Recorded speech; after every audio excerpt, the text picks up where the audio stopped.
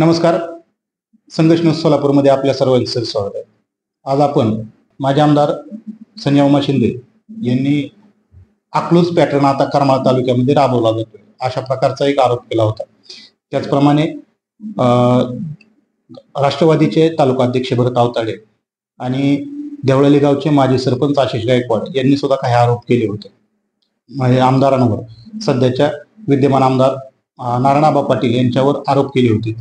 त्या आरोपांची पूर्णतः आपण काय तथ्य आहेत किंवा त्याविषयी पाटील गटाचं नेमकं काय म्हणणं आहे, शरद पवार राष्ट्रवादी पक्षाचे नेमकं काय या ठिकाणी जे आमदार आहेत त्यांचं गटाचं काय म्हणणं आहे या संदर्भात विचारणा करण्यासाठी आज आपल्यासोबत पाटील गटाचे प्रवक्ते सुनील तळेकर आहेत. आपण त्यांच्याकडनं ह्या काही गोष्टींची माहिती घेऊया. तळेकर साहेब नमस्कार. आज म्हणजे काल संजय मामा शिंदे यांच्याकडनं काही प्रसिद्धी पत्रकांमध्ये आलं की आता करमाळा तालुक्यामध्ये अकलूज पॅटर्न राबवला जातोय आणि पाईप जे काय आहेत ते जाळलेले, त्या जाळलेल्या पाईपांसंदर्भात आता तालुक्यामध्ये जरा वेगळीच चर्चा सुरू आहे. काय सांगाल याविषयी? काय झालेलं आहे, करमाळा तालुक्यामध्ये सध्या दहेगाव उपसा सिंचन योजनेच्या माध्यमातून रब्बी आवर्तन चालू आहे. गेल्या 1 महिन्यापासून अधिक दिवस झाले रब्बी आवर्तन सुरू आहे आणि हे सुरू असताना करमाळा तालुक्यातील पूर्व भागातील अनेक बंधारे, नाला बिल्डिंग, तलाव, शेततळी, ओढे, नाले भरले गेलेले आहेत. शेतकरी यावर समाधानीत. कोट्यावधी रुपयांचं उत्पन्न केवळ विद्यमान आमदार नारायणआबा पाटील यांच्या कार्यतत्परतेमुळे आज वाचलं गेलेलं आहे. आणि मग हे सगळं आवर्तन चालू असताना माजी आमदार संजय मामा शिंदे यांच्या पोटात दुखायला लागलेले थोडंसं आणि त्यातून हे कुठंतरी असलं प्रकरण बाहेर आलेलं आहे. वास्तविक पाहता आवर्तन चालू असल्यानं इतर कुठल्याही बाबीकडे लक्ष वळवण्याचा हा त्यांचा प्रयत्न आहे, परंतु तो फसला जाणार आहे. ज्या जळीत पाईपाबद्दल तुम्ही म्हणता त्या जळीत पाईपांची चौकशी करणे हे पोलीस खात्याची गोष्ट आहे आणि त्यानुसार जर आपण बघितलं तर सध्या तालुक्यात अनेक ठिकाणी ऊस गेलेले आहेत. लोक पाचट जाळतात, ऊसाच्या रानामध्ये अग्नी लावला जातो आणि या माध्यमातून अनेक ठिकाणी काही घटना घडलेल्या असतील, त्याला थेट जोडण्याचा प्रयत्न हा अतिशय केविलवाना प्रयत्न आहे. लोकांचं, शेतकऱ्यांचं लक्ष वळवण्याचा हा प्रयत्न आहे. आणि राहिला अकलूज पॅटर्न हा या जिल्ह्याचा विकासाचा पॅटर्न आहे. जर तसं असतं तर आज शिंदे बंधूंनीच चिंतन करायला पाहिजे की अकलूज पॅटर्न लोकांना आवडलाय किंवा नाही.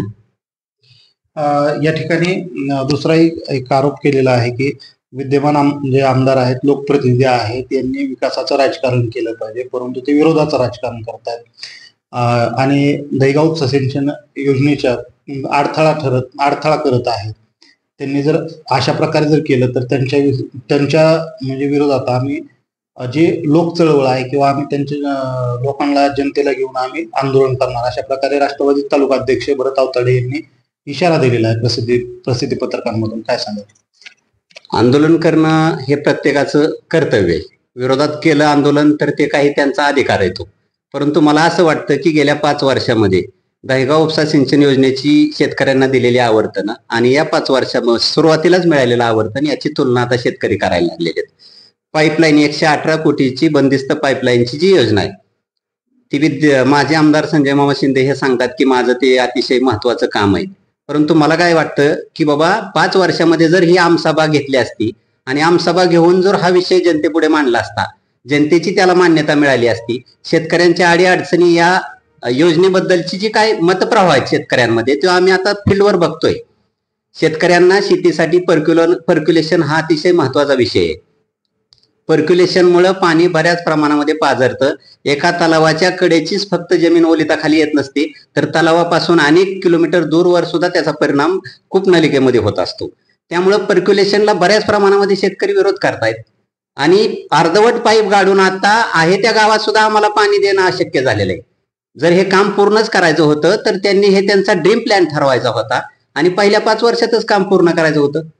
परंतु आस्तरीकरण आणि पर्क्युलेशन, बंदिस्त पाईपलाईन हे किमान मला वाटतं पूर्व भागाला आता कुठं 17 वर्षानंतर 19 वर्षानंतर दहेगाव उपसा सिंचन योजना सुरू झालेली आहे आणि पर्क्युलेशन होऊन त्या भागातल्या दहेगाव उपसा सिंचन योजनेशिवायच्या छोट्या छोट्या शेतकऱ्यांना पर्क्युलेशनमुळे फायदा मिळू द्या. आजही आपण माळशिरस सारख्या तालुक्यामध्ये अस्तरीकरणाला ह्याला कालव्याला अस्तरीकरणाला मोठ्या लोकांचा विरोध होता. म्हणजे अनेक ठिकाणी हे प्रायोगिक तत्वावर बंदिस्त पाईपलाईनची योजना आहे. मग त्याचा इतका लवकर स्वीकार करायचा नव्हता. त्याचे फायदे तोटे जनतेपुढे मांडायला पाहिजे होते असं मला वाटतं.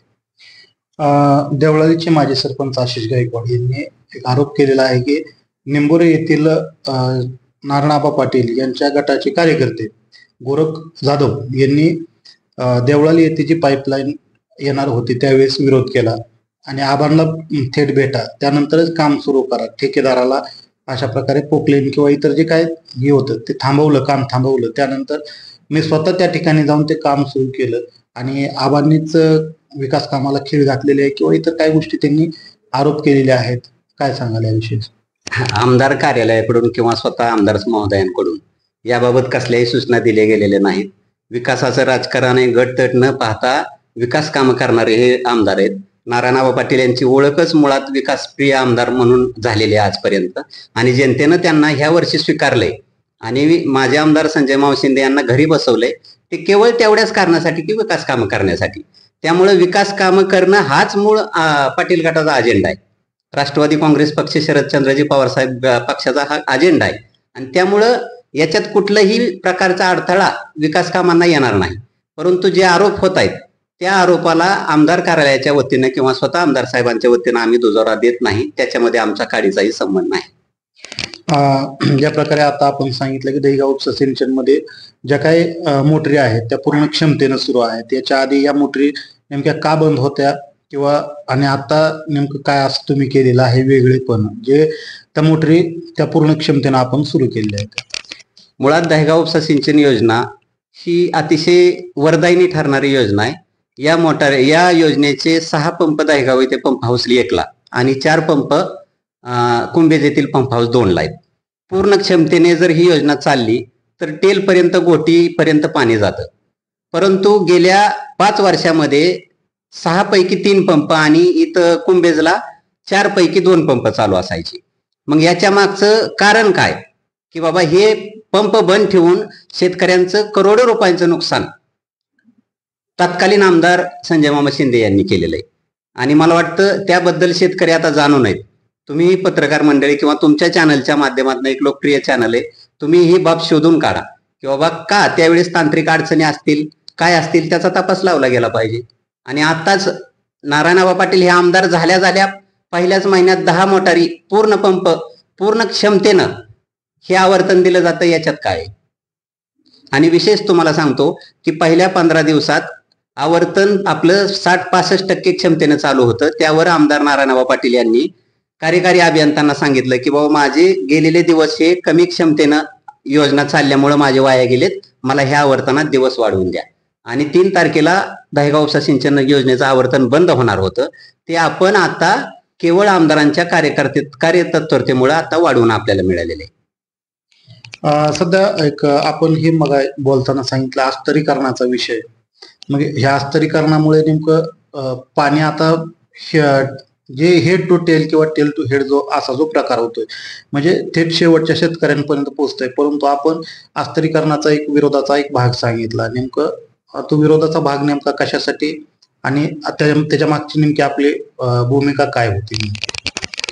अस्तरीकरणाला विरोध हा एवढ्यासाठीच आहे की अस्तरीकरण असू द्या किंवा बंदिस्त पाईपलाईन असू द्या, आम्ही काय म्हणतो की उजनीच्या कडेला किंवा बोगद्याच्या कडेला आपला करमाळा तालुक्यातला बराच शेतकरी आहे, परंतु पूर्व भागातला शेतकरी हा पावसावर अवलंबून होता. आजही ही क्षमता म्हणजे ही पूर्णतः कार्यान्वित झालेली नाही. ही योजना 10,500 हेक्टर म्हणजे 25,000 एकर क्षेत्र अजून ओलिताखाली आलेलं नाही. 1,500 हेक्टर क्षेत्र आता आपण मुख्य कॅनलच्या कडेने भिजवतोय. म्हणजे अजून आपल्याला यात बरंच कामं करायचे. अजून उपचाराची कामं पूर्ण करून शेतकऱ्यांना पर्क्युलेशन होऊन त्यांच्या हातात पैसे सदन येऊ द्या. त्यांना आत्ताच बँकेची प्रकरणं करून पाईपलाईनची कामं किंवा इतर गोष्टीसाठी कर्जात पाडू नये, ह्याच्यासाठी त्यांच्या हातात उत्पन्न वाढलं गेलं पाहिजे. आज केवळ 1 कॅनॉल आणि काही चाऱ्या चालू असताना एका गावात 32 कोटींचं केळीचं उत्पादन होत आहे. मग शेतकऱ्यांच्या हातात पैसा मिळावा, पर्क्युलेशनचा फायदा व्हावा, हा विद्यमान आमदार नारायणआबा पाटील यांचा प्रयत्न आहे. त्याच्यामुळं आम्ही ह्या गोष्टीला विरोध करतोय. ज्या प्रकारे आता आपण सांगितले की काही गोष्टींना म्हणजे अस्तरीकरणाचा आणि त्याचा विरोध का होतोय हे आपण सांगितलं. त्याच अनुषंगाने जे पाणी जे आहे ते आता आपण अतिरिक्त आणखी सुद्धा काही गावांना दिलेलं आहे. म्हणजे काही मागणीनुसार आपण त्या ठिकाणी दिलेलं आहे. म्हणजे किती गावांना दिलेलं आहे किंवा काय शेतकऱ्यांच्या आता भावना आहेत. दहेगाव उपसा सिंचन योजनेचा येलो झोन म्हणजे जे कार्यक्षेत्रातली गाव आहेत त्या गावांचा समावेश असलेल्या ठिकाणी आपण पाणी देत होतो. परंतु नेरले वरकुटे ही त्याच्या लगतची गाव आहेत की ज्यांचा समावेश सीना कोळगावमध्ये नाही आणि दहेगावमध्ये नाही. तिथल्या शेतकऱ्यांनी आमदार साहेबांकडे विनंती केली आणि शिवाय आमदार साहेबांनी सांगितलं की बाबा कार्यकारी अभियंते आणि दहेगाव उपसाचे सर्व कुकडी डावा कालवाचे सर्व अधिकारी यांची मिटिंग इथं आमदार कार्यालयात झाली आणि त्यावेळी त्यांनी ठासून सांगितलं की बाबा आमच्या करमाळा तालुक्यासाठी 1.80 TMC पाणी राखीव आहे. त्यामुळं या तालुक्यामध्ये आवर्तन देत असताना हे संपूर्ण पाणी मला वापरलं गेलं पाहिजे. आम्ही कार्यक्षेत्रात असू द्या किंवा जिथं जिथं पाणी साठ्या जवळ आम्ही पाणी देतोय ते आम्हाला दिलं गेलं पाहिजे हे करमाळा तालुक्यातले शेतकरी. आणि त्याच माध्यमातून आपण ज्या ज्या ठिकाणी पाणी पोहोचलं नाही अशा ठिकाणी आपण दहेगाव उपसाच्या सिंचनच्या योजनेतून पाणी देतोय. मग आपण आमसभेविषयी बोललेला आहात. म्हणजे येणाऱ्या काही काळामध्ये असं समजायचं किंवा काही दिवसांमध्ये महिन्यामध्ये आमसभेचं आमदार नारायणबा पाटील यांच्याकडनं नियोजन आहे असं संकेत आहेत असं समजायचं का? अवश्य समजा, कारण आदरणीय आमदार नारायणबा पाटील यांनी सूचना दिल्यानुसार गट विकास अधिकारी आणि आदरणीय तहसीलदार मॅडम यांच्याशी चर्चा झालेली आहे आणि लवकरच आपल्याला करमाळा तालुक्यातील नागरिकांच्या मनातील ज्या काही समस्या जी काही काम आहे ह्याला प्लॅटफॉर्म मिळण्यासाठी ह्याला वाचा फोडण्यासाठी एक आमसभा आपल्या करमाळा तालुक्यामध्ये अवश्य होणार आहे. परंतु आता अधिवेशनाचा काही येणाऱ्या हिवाळी अधिवेशन आणि त्याचा कालावधी पाहून आणि शेतकऱ्यांना किंवा नागरिकांना प्रश्न देण्यासाठी दिलेली वेळ पाहता अजून 1 महिनाभरानंतर आपलं निश्चितपणे या तालुक्यामध्ये आमसभा होणार आहे. तर नक्कीच हे होते पाटील गटाचे प्रवक्ते सुनील तळेकर यांनी जे काय आता सध्या संयमा शिंदे यांच्या कार्यालयाकडून किंवा त्यांच्या कार्यालयाकडून जी प्रेस नोट आली होती त्यामध्ये राष्ट्रवादीचे तालुका अध्यक्ष भरत आवताडे यांनी काही आरोप केले होते. त्यानंतर देवळालीचे माजी सरपंच आशिष गायकवाड यांनी सुद्धा काही आरोप केले होते व संजय शिंदे यांनी जे सांगितलं होतं की आता सध्या करमाळा विधानसभा मतदारसंघामध्ये अकलूज पॅटर्न सुरू होते त्याच्यावर यांनी भाष्य करत असताना अकलूज पॅटर्न हा विकासाचा पॅटर्न आहे आणि तो विकासाचा पॅटर्न करमाळा तालुक्यामध्ये तो नक्कीच राबवला जाणार व त्याचप्रमाणे आस्तरीकरण असेल किंवा सध्या जळीत पाईपाचा जो विषय आहे त्या विषयावर सुद्धा त्यांनी परखडे असं भाष्य केलेलं आहे. त्यामुळे आणि जे आतापर्यंत करमाळा तालुक्यातील जनतेचे किंवा नेते मंडळींची जी मागणी होती की आमसभा झाली पाहिजे तर ती आमसभा लवकरच करमाळा तालुक्याची होणार आहे आणि तशा प्रकारचे आदेश सुद्धा या ठिकाणी अधिकाऱ्यांना दिले गेलेले आहेत अशा प्रकारचे प्रवक्ते सुनील तळेकर यांनी माहिती दिली आहे. त्यामुळे येत्या काळामध्ये आमसभा आणि इतर काही ज्या काही नागरिकांच्या समस्या असतील किंवा ज्या मनामध्ये काही उत्कंठा दाटून आले असतील किंवा जे प्रश्न असतील ते नक्कीच या ठिकाणी नागरिकांना एक मंच मिळणार आहे. त्यामुळे येत्या काळामध्ये हे कधी आमसभा होणार हे पाहणं तितकंच गरजेचं असेल. संघर्ष न्यूज सोलापूरसाठी जेऊर येथून सिद्धार्थ वाघमारे.